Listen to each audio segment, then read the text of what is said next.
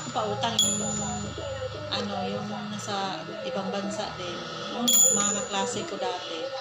Okay din naman, mga good pair naman. Yung mga naparenew ko nga. Yung sa'yo kasi, Kaya ko nung biglaan na nakita ko doon ng profile, sinapulat siya, sabi ko din ikaw. Sabi ko, baka hindi ka makakain. Bakit? Sabi ko, doon dati hindi kami nakwenta yun. Na sabi ni Melissa, nasa 100 lang. ay, Basta pag may nagbigay doon sa amin, yung baso halos walang laman. Walang halos nagbibigay sa ganun.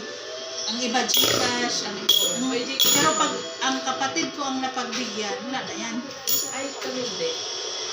Kaya nga yung may samaan ng loob kasi nalaman ng mga tiyahin ko, tiyuhin ko na yung mga pinsan ko, kasi ang papa ko hindi nila pinabayaan nung nasa ospital. Panay pala nila padala. Tapos ang kapatid ko nalulong sa online sugal. Yung scatter, nalulong pa sa tuwing linggo, sasabi pa ng manok.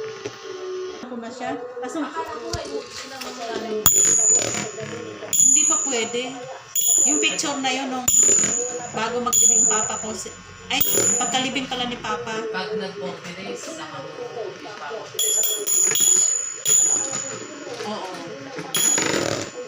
Pero baka sabi ni mama, tsaka alam mo sir, kung nasa puder ko siguro yung papa ko nung time na yun, nagkasakit siya, hindi pa yung mamamatay.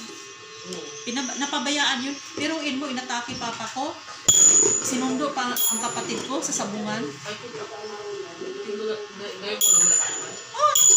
Kaya nga sabi ko, nagtaka ako, sabi ko sa barangay, pag isa mo napatay, ang daming tao Nagtaka ako sa amin.